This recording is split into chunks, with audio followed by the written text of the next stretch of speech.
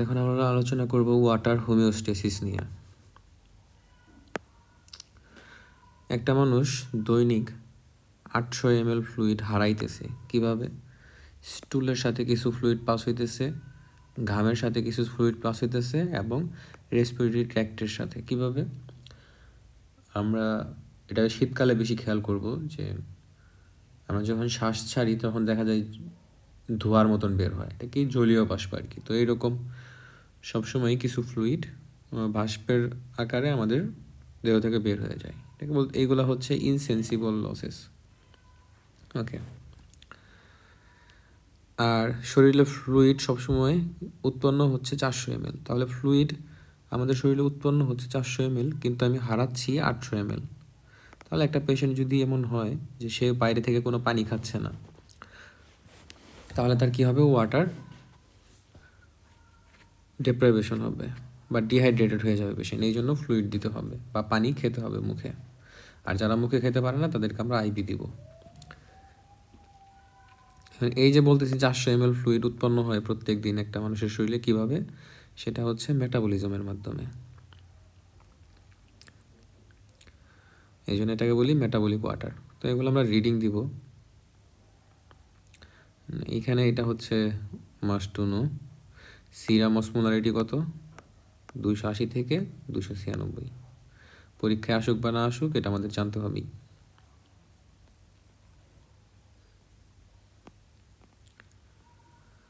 ওকে, এখন এই অসমোলারিটি মেনটেনের জন্য রেগুলেশন মেকানিজম যে আছে সেটা যদি প্রবলেম হয় তাহলে পেশেন্টের কী কী হতে পারে? আমরা বলতেছি অসমোলারিটি মেনটেন করে কে? সোডিয়াম। এটা যদি একটা সেল ধরি আর এটা যদি এর পাশে ইন্টারস্টিশিয়াল স্পেস ধরি, তাহলে যদি কোনো কারণে যদি এই ইন্টারস্টিশিয়াল স্পেস বা মেইনলি হচ্ছে ভেসেল, ইন্টারস্টিশিয়াল স্পেস দেন ভেসেল, এই টোটাল তো ইসিএফ। আচ্ছা, যদি কোনো কারণে যদি ভেসেলের ভিতরের সোডিয়ামের পরিমাণ কমে যায় তখন কি হবে?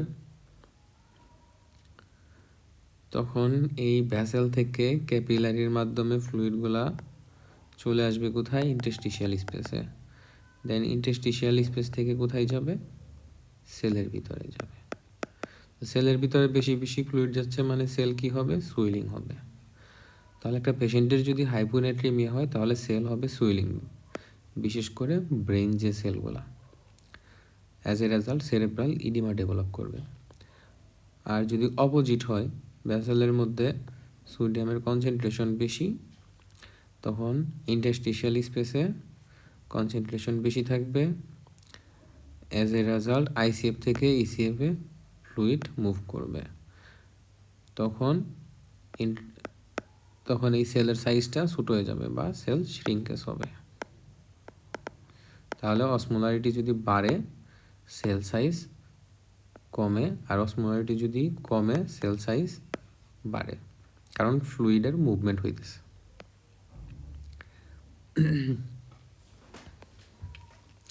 এখন বলবো আমরা হাইপোনেট্রিমিয়া, মানে সোডিয়াম কমে গেছে। সোডিয়ামের নর্মাল লেভেল কত? 135 থেকে 145 মিলিমোল পার লিটার। যখন 135-এর নিচে নেমে যাবে তাকে আমরা বলতেছি হাইপোনেট্রিমিয়া। এই হাইপোনেট্রিমিয়া আবার যদি আমি ক্লাসিফিকেশন করি, দুইটা ভাগে ক্লাসিফিকেশন করা যায়। একটা হচ্ছে র্যাপিডিটি অফ অনসেট, মানে কত দ্রুত হচ্ছে সেটার উপরে ভিত্তি করে। আরেকটা হচ্ছে সিভিয়ারিটি। সিভিয়ারিটি অনুসারে আমরা কীভাবে ভাগ করতে পারি? Mild, moderate, severe. এটার লেভেলগুলো আমরা জেনে রাখবো, রিডিং দেব, কারণ এটা মুখস্থ করার তেমন একটা কিছু নাই। 130 থেকে 35, 125 থেকে 29, 124-এর নিচে। 124-এর নিচে নেমে গেলে কি? সিভিয়ার। আর র্যাপিডিটি অফ অনসেট সেটার উপরে ভিত্তি করে বলতেছি 48 ঘন্টার ভিতরে যদি হাইপোনেট্রিমিয়া ডেভেলপ করে একটা পেশেন্টের, সেটা হচ্ছে একিউট। আর 48 ঘন্টার পরে যদি হয় সেটা হচ্ছে ক্রনিক। ওকে, তাহলে এগুলো হচ্ছে নাইস টু নো। আর ক্লিনিক্যাল ফিচার কি বলছি? একটা পেশেন্টের কি হবে? হাইপোনেট্রিমিয়া, তাহলে এক্সট্রা সেলুলার স্পেস থেকে ফ্লুইডগুলো মুভ করবে সেলের ভিতরে, সেল সাইজ তখন কি হবে, বড় হবে, বা সেলুলার ইডিমা। তাহলে পেশেন্টের সেরেব্রাল ইডিমা থাকবে, বমিটিং থাকবে, সোমনোনেস থাকবে, সিজার থাকবে। কারণ আমরা যখন পয়জনিংয়ে পড়ছিলাম তখন মেবি বলছিলাম যে hyponatremia is a cause of caesar.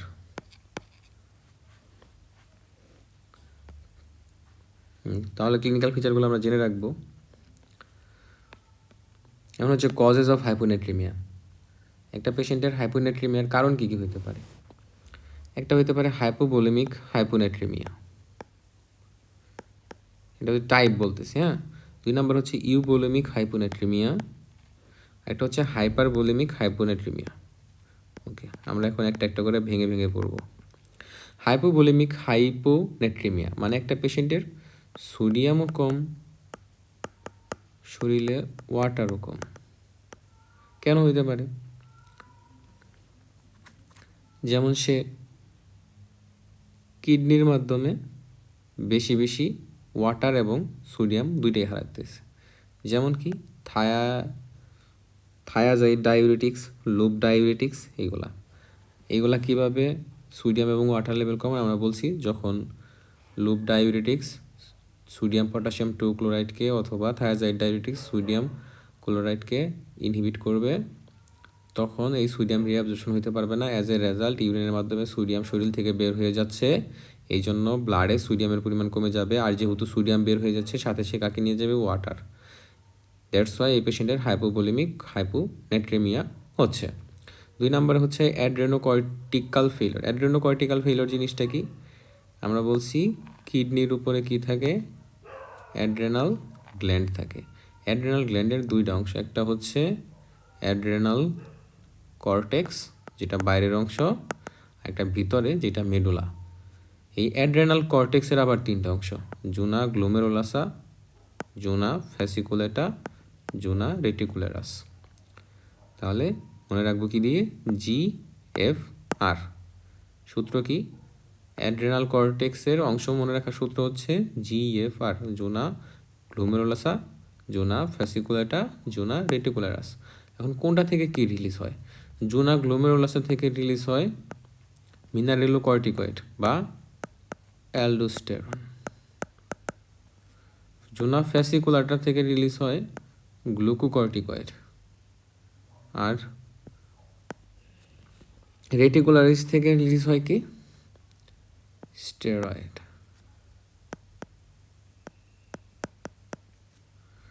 গ্লুকোকর্টিকয়েডের আরেক নাম কি? কর্টিসল, যেটাকে আমরা বলি স্ট্রেস হরমোন। আর স্টেরয়েড বলতে এখানে বোঝাইতেছে হচ্ছে সেক্স হরমোনগুলা। ওকে, তাহলে GFR দিয়ে মনে রাখতেছি কর্টেক্সের পার্টগুলা, জোনা গ্লোমেরুলাসা, জোনা ফ্যাসিকুলাটা, জোনা রেটিকুলারাস।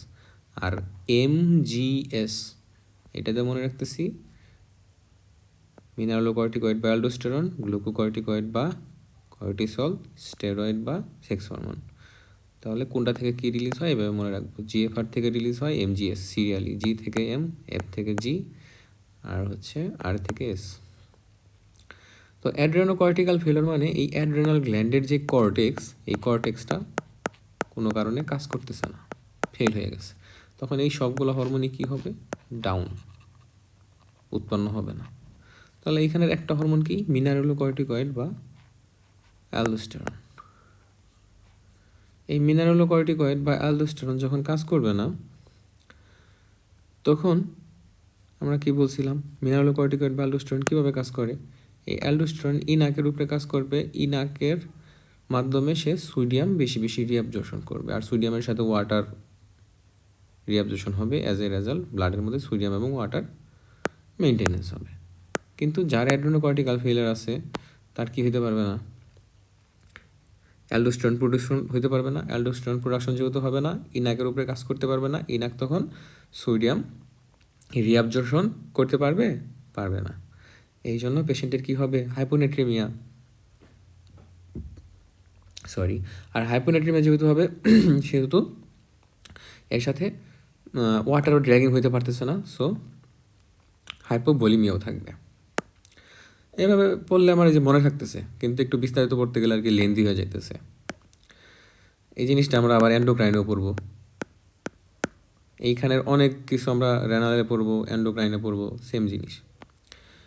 এরপরে আর কোন কন্ডিশনে ভলিউম কমতেছে, সোডিয়াম কমতেছে?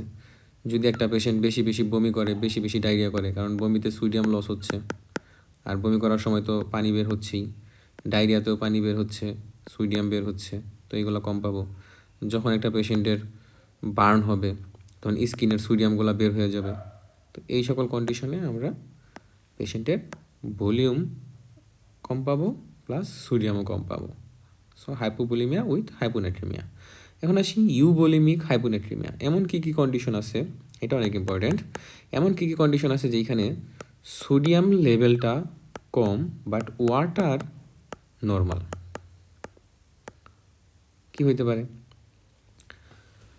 সোডিয়াম কম কিন্তু ওয়াটার নর্মাল। যদি এমন হয় যে একটা পেশেন্টে অনেক বেশি বেশি পানি খাচ্ছে, ওই যে একটু আগে বলছিলাম না 3 চামচ লবণ দিছি আমি 1 গ্লাস পানিতে, এখন এইখানে 1 গ্লাসের জায়গায় আমি 2 গ্লাস পানি ডালছি, কিন্তু লবণ সেই 3 চামচই। তখন পেশেন্টের কী হবে? সোডিয়াম লেভেলটা কমে যাচ্ছে কিন্তু ওয়াটার লেভেলটা নর্মালি থাকতেছে, আগের মতো নাহামরি কোনো চেঞ্জ হইতেছে না। তো সেম জিনিস হইতেছে আমার প্রাইমারি পলিডিপসিয়াতে। যখন একটা পেশেন্ট অনেক বেশি পরিমাণে পানি খাচ্ছে, তখন অনেক বেশি পানিতে আগের যে সোডিয়াম ছিল শরীরে সেটা এখন কম মনে হবে। তো এই জন্য পেশেন্টের সোডিয়ামটা কম বাট ওয়াটার লেভেল দেখাবে নর্মাল। এছাড়াও excessive electrolyte free water infusion যদি দিই, যেমন হচ্ছে ডেক্সট্রোজ। আমরা বলছিলাম কি ডেক্সট্রোজ প্লাজমাতেও ঢুকে, ইন্টারস্টিশিয়াল স্পেসেও ঢুকে, সেলের ভিতরেও ঢুকে। তো এরকম একটা ফ্লুইড যদি আমি একটা পেশেন্টকে অনেক বেশি দেই, ঠিক আছে, তাহলে এই 3টা কম্পার্টমেন্টেই ফ্লুইড লেভেল নর্মাল থাকবে। কিন্তু এই ডেক্সট্রোজ সলিউশনে আমরা কি বলছি? শুধু গ্লুকোজ থাকতেছে, এখানে কোনো সোডিয়াম নাই। তাহলে এই পেশেন্টের কী হবে? খালি ফ্লুইড মারতেছি, সোডিয়াম দিতেছি না, তাহলে হাইপোনেট্রিমিয়া হবে। আরেকটা হচ্ছে সিয়াদ অ্যান্ড দেন হাইপোথাইরয়েডিজম। সিয়াদে কী হয় এটা একটু জানতে হবে।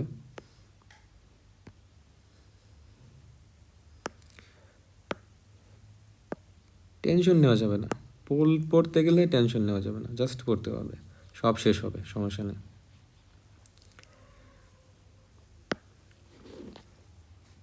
সিয়াদ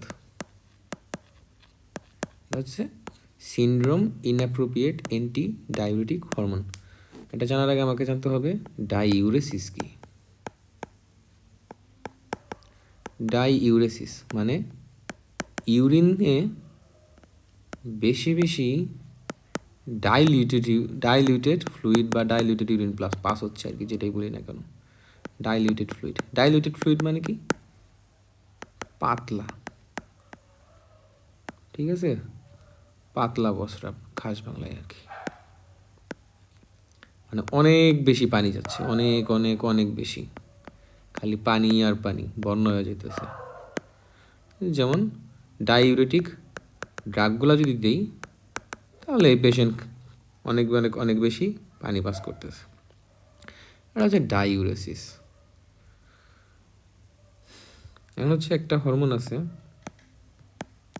এডিএইচ বা ভ্যাজোপ্রেসিন। এর 2টা কাজ। একটা হচ্ছে সে ভ্যাজোপ্রেসিন কেন বলতেছে? কারণ সে ভ্যাসেলকে কম্প্রেশন করতেছে বা কনস্ট্রিক্ট করতেছে, এই জন্য এটাকে ভ্যাজোপ্রেসিনও বলা হয়।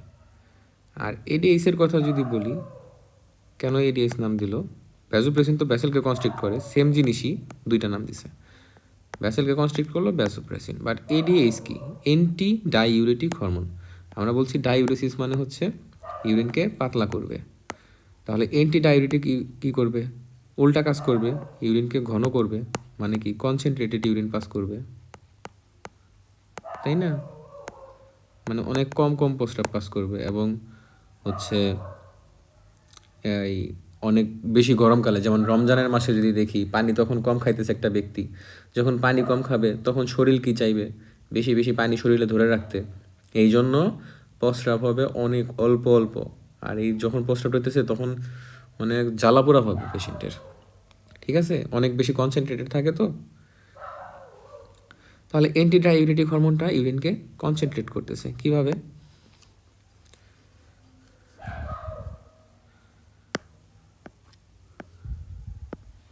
নর্মালি যদি এটা হচ্ছে রেনাল টিউবিউল ধরি, ডিস্টাল কনভলিউটেড টিউবিউল, এখানে একটা চ্যানেল আছে যেটা দিয়ে আমার ওয়াটার এই সেলের ভিতরে ঢুকতেছে, লুমিনাল সেলের ভিতরে। এখন এই যে অ্যান্টি ডাইউরেটিক হরমোন,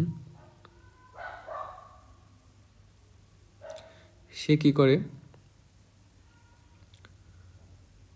সে হচ্ছে এই চ্যানেলকে স্টিমুলেট করে,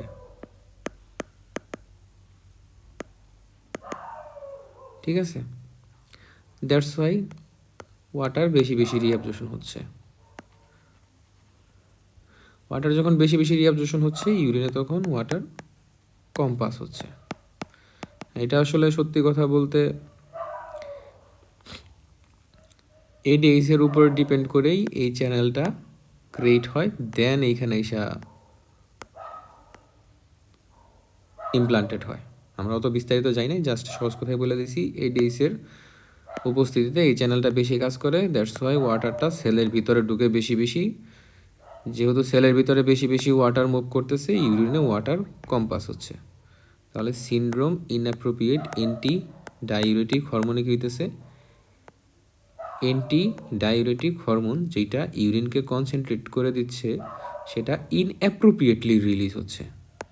এটা কই থেকে রিলিজ হয়? ব্রেইন থেকে।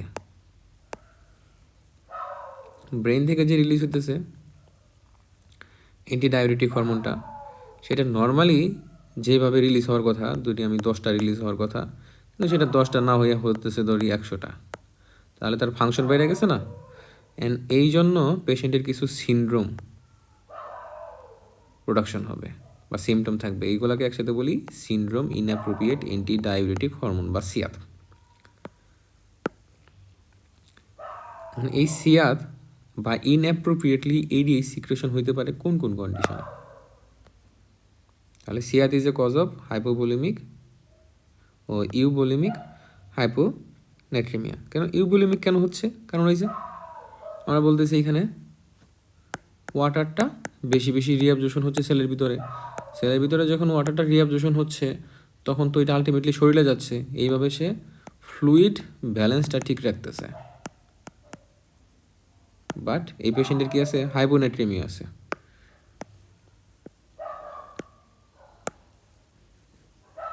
তাহলে যাদের সিয়াদ তাদের কি হবে? Hyponatremia with euvolemia. দেখি সিয়াদ যেহেতু পড়ে ফেলছি, সিয়াদের কজ কী কী হতে পারে? কিছু টিউমার আছে, যেমন মাস্ট টু নো পয়েন্ট হচ্ছে স্মল সেল লাং কার্সিনোমা। এইখানে আমরা কি পাবো? Hyponatremia. Must small cell lung কার্সিনোমাতে হাইপোনেট্রিমিয়া থাকে উইথ ইউভোলিমিয়া। কিছু সেন্ট্রাল নার্ভাস সিস্টেমের ডিজিজ আছে, যেহেতু বলতেছিলাম আমরা এডিএইচটা কই থেকে রিলিজ হয়? ব্রেইন থেকে। এখন ব্রেইনের যেইখানে থেকে সে রিলিজ হচ্ছে, ওইখানে কোনো অ্যাবনর্মালিটির জন্য এই এডিএসটা বেশি বেশি রিলিজ হচ্ছে মনে করি, যেমন স্ট্রোক, ট্রমা, সাইকোসিস, ইনফেকশন, পোরফাইরিয়া। তারপরে হচ্ছে pulmonary disorder, pneumonia, TB, obstructive lung disease. আর কিছু ড্রাগ আছে, এই ড্রাগগুলো অনেক important. Anticonvulsant, psychotropic, antidepressant, cytotoxic, oral hypoglycemic, opioid, এই সব কিছুই আমার কী করতে পারে? সিয়াদ অ্যাক্টিভেশন করতে পারে। সিয়াদ অ্যাক্টিভেশন হবে মানে কি? পেশেন্টের ইউরিনে মানে ইউরিনটা কনসেন্ট্রেটেড থাকবে, আর সাথে সার্কুলেশনে হাইপোনেট্রিমিয়া থাকবে। এখন সেই ডায়াগনোসিসে কী হবে? আমরা বলছি সার্কুলেশনে হাইপোনেট্রিমিয়া হবে। হাইপোনেট্রিমিয়া মানে তো সোডিয়াম কনসেন্ট্রেশন কমবে। তাহলে ডায়াগনোসিসের একটা পয়েন্ট হচ্ছে এই পেশেন্টের সোডিয়াম কনসেন্ট্রেশন কম থাকবে 130-এর নিচে। 2 নাম্বার হচ্ছে পেশেন্টের প্লাজমা অসমোলারিটি কমবে, যেহেতু সোডিয়াম হচ্ছে প্লাজমা অসমোলারিটি মেনটেন করে কত? 286 থেকে বা 80 থেকে 296। তাহলে সোডিয়ামই কম, যার জন্য হাইপোনেট্রিমিয়া। এই সোডিয়াম যেহেতু কম, তাহলে অসমোলারিটিও কম, তাহলে এটা হবে <275। এখন আসি ইউরিন। এটা তো দেখলাম প্লাজমা বা রক্তের মধ্যে সোডিয়ামের লেভেল কতটুকু, সোডিয়ামের জন্য অসমোলারিটি কতটুকু। এখন দেখব ইউরিনে সোডিয়ামের পরিমাণ কত এবং ইউরিনের জন্য সোডিয়ামের জন্য ইউরিনের অসমোলারিটি কত। তাহলে ইউরিনের মধ্যে যদি আমি চেক করি তাহলে সোডিয়াম লেভেল দেখবো 30-এর বেশি, আর যদি ইউরিনের অসমোলারিটি দেখি তাহলে দেখবো 100-এর বেশি। তাহলে এই পয়েন্টগুলা মাস্ট টু নো, এগুলা পাইলে ডায়াগনোসিস হচ্ছে সিয়াদ। তাহলে 3 নাম্বার পয়েন্ট কি ছিল? হাইপারভলিমিক হাইপোনেট্রিমিয়া। একটা পেশেন্টের ভলিউম ওভারলোড কিন্তু তার হাইপোনেট্রিমিয়া, এটা আমরা পড়ছি একটু আগেও। এই সকল পেশেন্টের হার্ট ফেইলর, সিএলডি, তারপরে হচ্ছে nephrotic syndrome, chronic kidney disease, এগুলাতে সোডিয়ামের পরিমাণ ড্রপ করতেছে, বাট ফ্লুইড রিটেনশন হচ্ছে। যেহেতু ফ্লুইডটা ক্লিয়ার হতে পারতেছে না বা এক্সট্রা সেলুলার স্পেসে জমতেছে, সেই পেশেন্টে কী থাকবে? হাইপো ও hyper volemia with hyponatremia. Okay, and treatment কী দিব? ট্রিটমেন্টের ক্ষেত্রে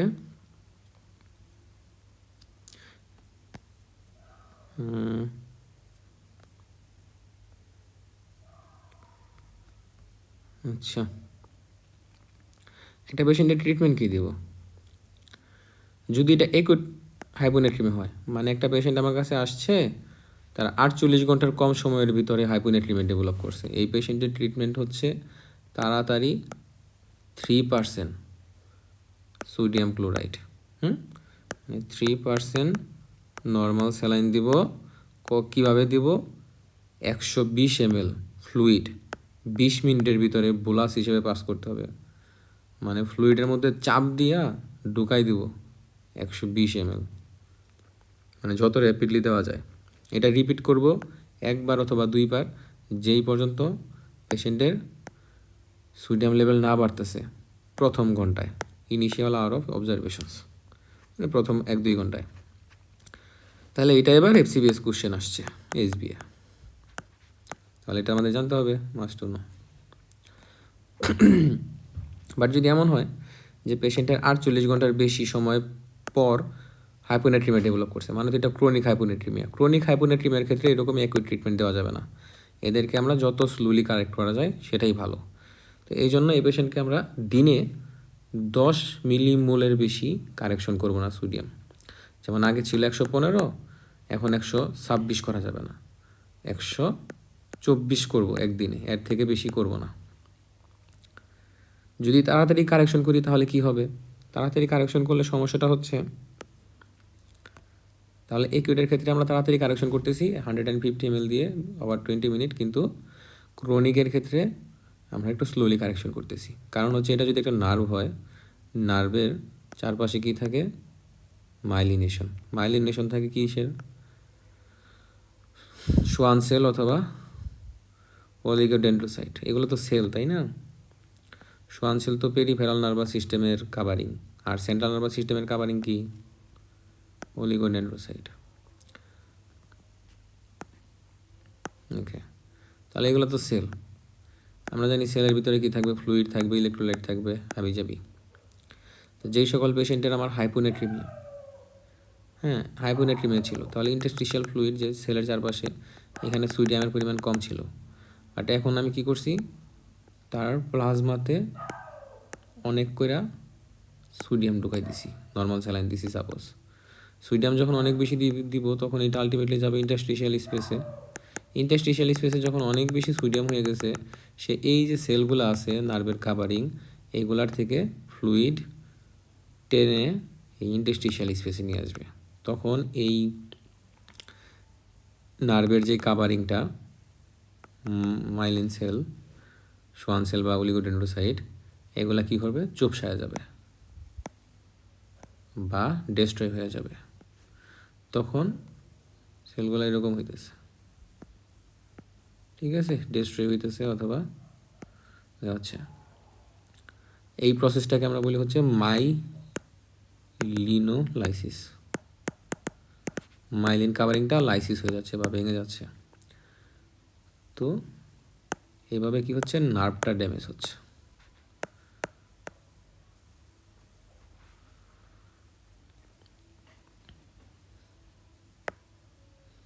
এটাকে আমরা কি বলি? এই পুরা প্রসেসকে hyper osmotic pontine demyelinating syndrome.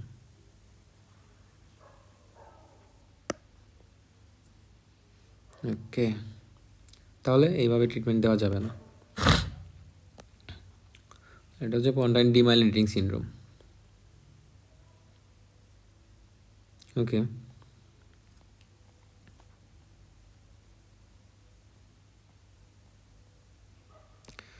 এখন দেখি বলছে কি। নর্মালি প্লাজমাতে অসমোলারিটি থাকে 280 থেকে 296। সেলের ভিতরে অসমোলারিটি থাকে কত? সেম। মানে যদি আমি একটা সংখ্যা ধরি তাহলে 290 290 দুই পাশেই। কোনো কারণে যদি আমার এই প্লাজমার অসমোলারিটিটা কী করলো, ড্রপ করলো 290 থেকে 220, এখন দুইটা কন্ডিশন। একটা হচ্ছে একিউটলি, মানে তাপ্পাস করে ড্রপ করছে 48 ঘন্টার ভিতরে, আরেকটা হচ্ছে স্লোলি ড্রপ করছে 48 ঘন্টার বেশি সময়ে। যখন স্লোলি সোডিয়াম একটু একটু করে কমতেছে, তখন এই আশেপাশের যে সেল, এই সেলের অসমোলারিটিও আস্তে আস্তে আস্তে আস্তে কমতেছে। তো এই জন্য এই সেলের ভিতরে তেমন একটা চেঞ্জ পাইতেছি না, কারণ সেল অ্যাডাপ্ট করে নিতেছে কন্ডিশনের সাথে, যেহেতু সময় বেশি পাচ্ছে। বাট যখন একিউটলি অনেক বেশি হাইপোনেট্রিমিয়া হবে, মানে অনেক কম সময়ের ভিতরে, তখন সেল আর অ্যাডাপ্ট করার সময় পাবে না। তখন দেখা যাবে সেলের অসমোলারিটি হচ্ছে কমছে, কিন্তু এই প্লাজমার অসমোলারিটির সাথে সে অ্যাডাপ্ট করতে পারে নাই দেখা সেল সুইলিং হয়ে গেছে অসমোলারিটির সাথে অ্যাডাপ্ট করতে। এটা আমরা আগেও বলছি কীভাবে সেল সুইলিং হয়। তো আলটিমেটলি তখন কী হবে? সেরেব্রাল ইডিমা হবে। তাহলে হাইপোনেট্রিমিয়াতে কী হয়? Cerebral edema. কোন হাইপোনেট্রিমিয়াতে? যেটা একিউট হাইপোনেট্রিমিয়া। কিন্তু ক্রনিক হাইপোনেট্রিমিয়াতে কোনো চেঞ্জ থাকে না। তাহলে এটা একটা ইম্পর্ট্যান্ট পয়েন্ট হচ্ছে, নাইস টু নো। পরীক্ষায় আসবে না, কিন্তু আমার জানলা লাগবে। আর সিয়ার তো ঘুমের ঘুরেও পড়তে হবে, মাস্ট টু নো।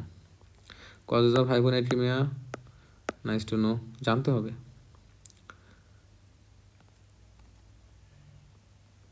ওকে, এখন সিমটম কি হাইপোনেট্রিমিয়ার? যখন 130 থেকে 35 বা মাইল্ড স্টেজে থাকবে তখন তেমন কোনো সিমটম নেই। যখন 125 থেকে 129, তখন পেশেন্টের হালকা নজিয়া, বমি বমি ভাব হচ্ছে, হেডেক হচ্ছে, ডিলিরিয়াম হচ্ছে। কারণ হাইপোনেট্রিমিয়ার জন্য পেশেন্টের হেডেক হইতে পারে। আবার কনভালশন হবে কি আরও সিভিয়ার যখন যাবে, যেমন 124-এর নিচে যখন নেমে যাবে, তখন পেশেন্টের সিজার হবে, বমিটিং হইতে পারে, সমনোলেন্স থাকতে পারে, অ্যারেস্টে যাইতে পারে। ওকে, মানে এখানে একটা ইম্পর্টেন্ট পয়েন্ট কি, এটা আমরা কিডনিতেও পড়বো।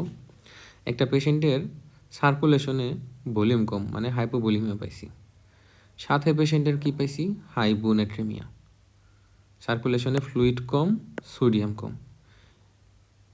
ঠিক আছে, তখন এই পেশেন্টের আমি ইউরিন কনসেন্ট্রেশন দেখব। ইউরিনের কনসেন্ট্রেশন যদি সোডিয়ামের 30-এর নিচে হয়, তখন আমি চিন্তা করবো এটা একটা প্রি রেনাল একেআই বা ইউরেমিয়া। বাট যদি 30-এর বেশি হয় ইউরিনের অসমোলারিটি, তখন বলবো রেনাল একেআই। অথবা আচ্ছা একটু কিডনিতে বলবো একেআইয়ের 3টা কজ।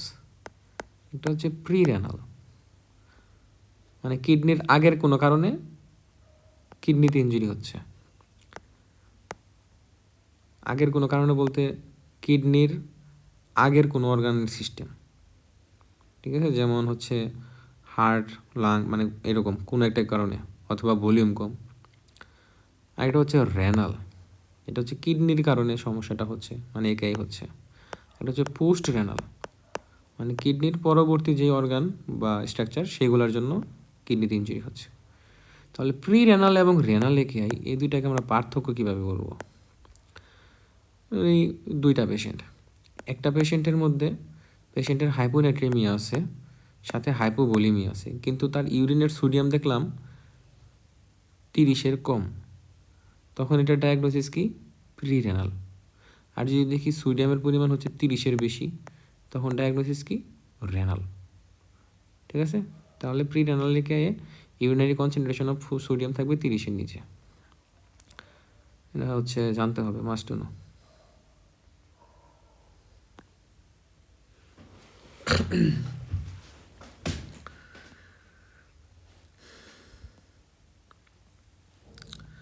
ওকে,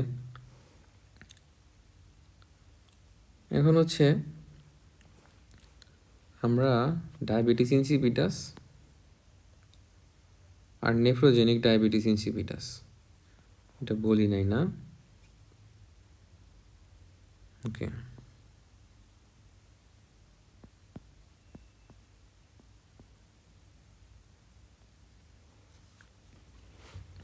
আমরা সিয়াদের কারণ বলছি। সিয়াদের হাইপোনেট্রিমিয়া থাকতেছে,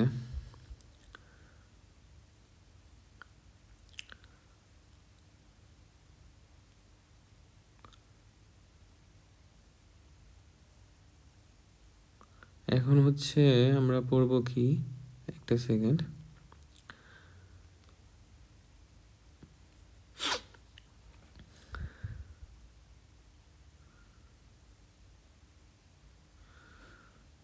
তাহলে অ্যান্টিডাইউরেটিক হরমোন এর মাধ্যমে আমরা কি করতেছিলাম, একটা চ্যানেল দিয়ে সেলের ভিতরে ওয়াটার রিঅ্যাবজর্পশনটা বাড়াই দিতেছিলাম। কিন্তু এইটাকে ব্লক করতে পারে কি, বা অ্যান্টিডাইউরেটিক হরমোনের কাজকে ব্লক করে দিতে পারে একটা ড্রাগ আছে, সেটার নাম হচ্ছে টুলবাপটেন। ঠিক আছে, আমরা জেনে রাখলাম। এখানে আছে টুলবাপটেন হচ্ছে oral vasopressin receptor antagonist, must to no.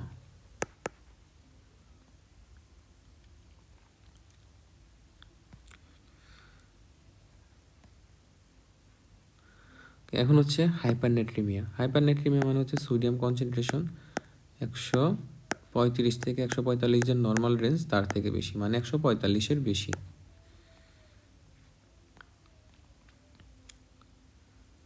হাইপারনেট্রিমিয়ার cause কী কী হতে পারে? একটা মানুষের শরীরে সোডিয়াম কেন বাড়তে পারে? 3টা কজ আছে: হাইপোভোলিমিয়া উইথ হাইপারনেট্রিমিয়া, ইউভোলিমিয়া উইথ হাইপারনেট্রিমিয়া, হাইপারভোলিমিয়া উইথ হাইপারনেট্রিমিয়া। তাহলে একটা পেশেন্টের ভলিউম কম কিন্তু সোডিয়াম বেশি, কেন হইতে পারে? কোনো একটা কারণে কিডনি দিয়ে বেশি বেশি শুধু সোডিয়াম পাস হচ্ছে, শুধু ওয়াটার পাস হচ্ছে, সোডিয়াম পাস হচ্ছে না। যেমন অসমোটিক ডায়াবেটিক্স, যেমন আমি বলতে পারি ম্যানিটল। ম্যানিটলের ক্ষেত্রে কি বলছি, সে অসমোটিক্যালি শুধু ফ্লুইডকে ড্র্যাগ করে ইউরিনের মাধ্যমে বের করে দেয়, কিন্তু সোডিয়ামকে বের করে না। এই জন্য এই পেশেন্টের শুধু ফ্লুইড কমতেছে কিন্তু সোডিয়াম কমতেছে না। তো এই জন্য পেশেন্টের কী থাকবে, ভলিউম কমবে কিন্তু সোডিয়াম বেশি থাকবে। যেহেতু ভলিউম কমতেছে, ওই আগেরটার বিপরীত আমরা যদি হিসাব করি, 1 গ্লাস পানিতে 3 চামচ লবণ দিছিলাম, এখন ওই গ্লাসে আমরা কি করছি, মানে হাইপোনেট্রিমের ক্ষেত্রে আরেক গ্লাস পানি অ্যাড করছি। কিন্তু এখন কি করতেছি, এখন হচ্ছে 1 গ্লাস পানিতে 3 চামচ লবণ ছিল, সেইখানে আমি আধা গ্লাস পানি ফালাই দিছি, তাহলে কনসেন্ট্রেশন আগের থেকে বেশি হবে না? এটাই বলছে যে হাইপারনেট্রিমিয়া হবে যদি পেশেন্টের ভলিউম কমে। তারপরে এইচএসএস, গ্লাইসেমিক হাইপারঅসমোলার স্টেট, এটা আমরা ডায়াবেটিসে পড়বো। দেন জিআই লসেস, কোনো কারণে শুধুমাত্র আমার ফ্লুইড লস হচ্ছে, যেমন আমরা পড়বো জিআইটিতে কোলোনিক ডায়রিয়ার ক্ষেত্রে ফ্লুইড বেশি লস হয়, লার্জ ওয়াটার ডায়রিয়া আর কি। এছাড়াও স্কিনে যদি এক্সেসিভ সুয়েটিং হয়, স্কিনে দিয়ে আমরা বলতেছি যে সোডিয়ামও লস হয়, বাট সোডিয়ামের থেকে ওয়াটার অনেক বেশি পাস হয়। এরপর হচ্ছে ইউবোলিমিক। ইউবোলিমিক মানে কি, তার ভলিউম ঠিক আছে ফ্লুইডের, কিন্তু পেশেন্টের সোডিয়ামের কনসেন্ট্রেশন বেশি। একটা কারণ হতে পারে নেফ্রোজেনিক অথবা ক্রেনিয়াল ডায়াবেটিস ইনসিপিটাস। এটা কি, এটা আমরা এন্ডোক্রাইনে পড়বো। আবার ডায়াবেটিস ইনসিপিটাস মানে কি? ডায়াবেটিস ইনসিপিটাস মানে হচ্ছে বহুমূত্র। একটা তো আমরা বলছিলাম ডায়াবেটিস মেলাইটাস, এটা সবাই জানে। আরেকটা হচ্ছে ডায়াবেটিস ইনসিপিটাস। এই ডায়াবেটিস ইনসিপিটাস মানে কি, পেশেন্টের আরবিএস এর সাথে সম্পর্ক নাই, পেশেন্টের সম্পর্ক পেশেন্ট খালি বেশি বেশি প্রস্রাব করতেছে। এটার 2টা কারণ হতে পারে: এক, ক্রেনিয়াল কোনো কারণে তার এরকম বহুমূত্র হচ্ছে, এটাকে আমরা বলি এটাকে আমরা বলি সেন্ট্রাল ডায়াবেটিস ইনসিপিটাস। আরেকটা হচ্ছে সেন্ট্রাল নার্ভাস সিস্টেম ঠিক আছে, বাট তার কিডনি ফাংশন করতেছে না, এটা হচ্ছে নেফ্রোজেনিক ডায়াবেটিস ইনসিপিটাস। আমরা একটু বিস্তারিত আলোচনা করি, হ্যাঁ। ওকে, আমরা যে বলছিলাম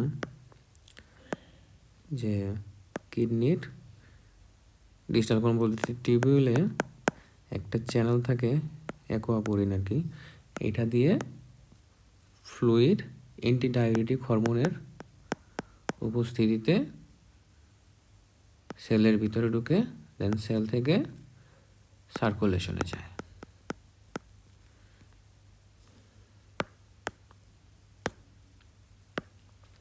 এখন যদি কোনো কারণে আমি এই ওয়াটার রিঅ্যাবজর্পশন প্রসেসটা ব্লক করে দিই, তখন এই ওয়াটার কোথায় অ্যাপিয়ার করবে? ইউরিনে। যখন ইউরিনে ওয়াটার অ্যাপিয়ার করতেছে, মানে বেশি বেশি ইউরিন পাস হচ্ছে, মানে বহুমূত্র হচ্ছে, এটাকে আমরা বলতেছি ডায়াবেটিস ইনসিপিডাস। তাহলে এটার দুইটা কারণ বললাম, একটা হচ্ছে ক্রেনিয়াল, আরেকটা হচ্ছে নেফ্রোজেনিক। ওকে, আমরা এই ফিগার থেকে ভাঙবো কীভাবে দুইটা হইতেছে। প্রথমে বলি নেফ্রোজেনিক। নেফ্রোজেনিকে কী হচ্ছে? এই যে অ্যাকোয়াপোরিন চ্যানেলটা এখানে হচ্ছে ইমপ্লান্টেড হচ্ছে, এই চ্যানেলটা কোনো কারণে ইমপ্লান্টেড হচ্ছে বা হতে পারতেছে না, ঠিক আছে? কোনো কনজেনিটাল ডিফেক্ট আছে, অথবা এই সেলের কোনো সমস্যা, মানে এই ডিস্টাল কনভলিউটেড টিউবুল ড্যামেজ হয়েছে, সেল কোনো কারণে ড্যামেজ অথবা চ্যানেল ড্যামেজ, তখন তো এই ওয়াটার রিঅ্যাবজর্পশন হইতে পারবে না। এডিএইচ আছে কিন্তু কোন চ্যানেলের উপরে কাজ করবে? চ্যানেলটাই নাই, তখন এই ওয়াটার বেশি বেশি ইউরিন আকারে পাস হয়ে যাবে। তো এটা হচ্ছে নেফ্রোজেনিক ডায়াবেটিস ইনসিপিডাস। আমরা হচ্ছে ক্রেনিয়াল কি আমরা বলতেছিলাম, ব্রেন থেকে রিলিজ হচ্ছে অ্যান্টিডাইউরেটিক হরমোন। এখন যদি কোনো কারণে ব্রেইনের কোনো ড্যামেজ হইলো, ট্রমা হইলো, এনিথিং, তখন পেশেন্টের অ্যান্টিডাইউরেটিক হরমোন সিক্রেশন কমে গেছে। যখন সিক্রেশনটা কমে গেছে অথবা সিক্রেশন নাই, বাট এখানে ওয়াটার রিঅ্যাবজর্পশনের জন্য চ্যানেল আছে, ঠিক আছে, বাট এডিএইচটা নাই। আমরা তো বলছি এই চ্যানেলের কাজটা ডিপেন্ড করে এডিএইচের উপরে, কিন্তু এখানে এডিএইচই নাই, তাহলে কাজ করবে কীভাবে চ্যানেল? তখন চ্যানেল আছে কিন্তু ওয়াটার রিঅ্যাবজর্পশন হবে না। জিনিসটা এমন যে বাড়ির সামনে গেট আছে, এই গেটটা খুলবে কে? দারোয়ান। তখনই না কেউ ঢুকতে পারবে। এই দারোয়ানটা এইখানে হচ্ছে এডিএইচ। দারোয়ান গেট খুলতেছে না, তো মানুষ তো ঢুকতে পারবে না। সেম এডিএইচ এইখানে কাজ করতে পারতেছে না, কারণ এডিএইচই নাই। তখন এই চ্যানেল দিয়ে ওয়াটার রিঅ্যাবজর্পশন হবে না, অ্যাজ এ রেজাল্ট ওয়াটার ইউরিনে পাস হয়ে যাবে।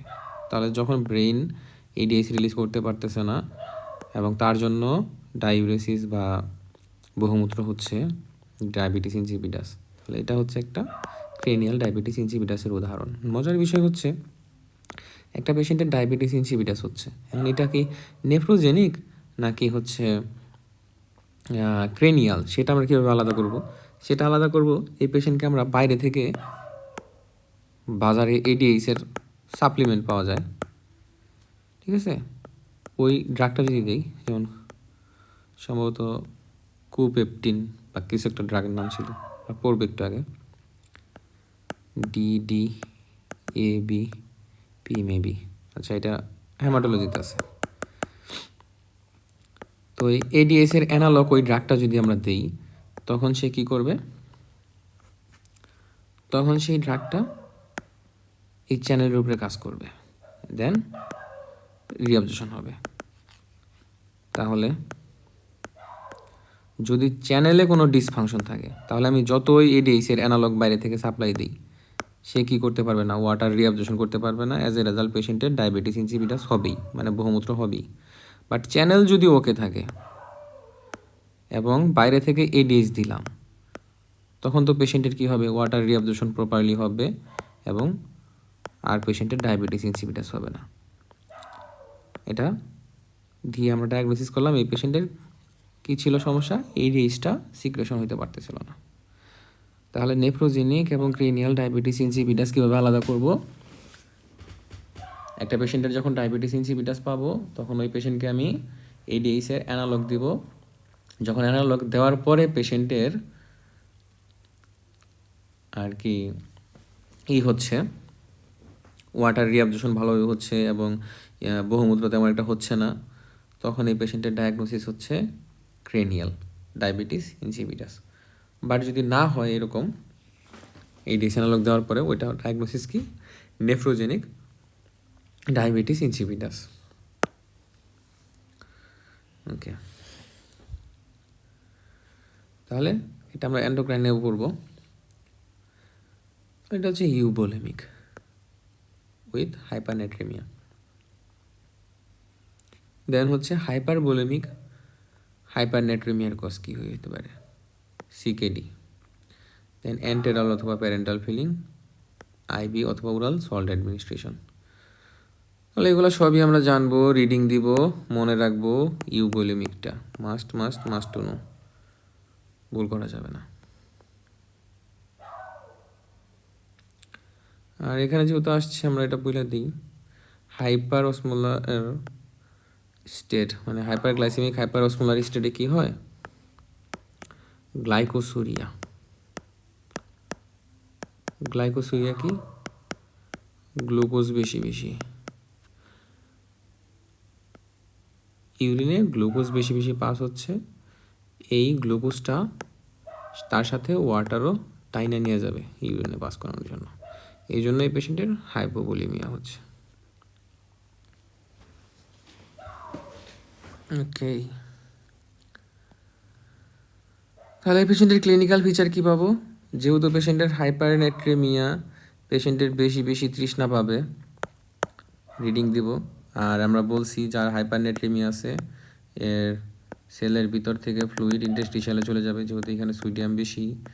দেন সেলের ভিতর থেকে যখন চলে যাবে, সেল সাইড যখন ছোটো হয়ে যাবে, তো পেশেন্টের সেলেব্রাল সিনকেস পাবো, উইকনেস, ডিজিনেস, ডিলেরিয়াম, কোমা, ডেথ, এগুলো হইতে পারে। এগুলো আমরা রিডিং দিব। ট্রিটমেন্ট কী করবো পেশেন্টকে, পেশেন্টের সোডিয়াম লেভেল বেশি, আর আমার সোডিয়াম লেভেল কী করতে হবে, কমাইতে হবে। কমাইতে গেলে আমরা এই পেশেন্টকে কী দিব, সোডিয়াম কম আছে এরকম কোনো ফ্লুইড দিব। যেমন বলতে পারি যে ইনফিউশন দিতেছি কি 5% ডেক্সট্রোজ অ্যাকোয়া, 5% ডিএ, কারণ ডিএতে কি নাই, সোডিয়াম একদমই নাই। অথবা কি দিতে পারি, এমন কোনো ফ্লুইড যেটাতে কম সোডিয়াম আছে, কি 0.45 নর্মাল স্যালাইন, ঠিক আছে। এমন 0.9% নর্মাল স্যালাইনে কী ছিল, সোডিয়ামের কনসেন্ট্রেশন ছিল 154, তাহলে 0.45 মানে কি অলমোস্ট 9-এর কম। তাহলে এইখানে সোডিয়াম কতটুকু থাকবে, 154 অর্ধেক। 154 অর্ধেক যদি আমি চিন্তা করি 7, আর এখানে হচ্ছে 7, 77।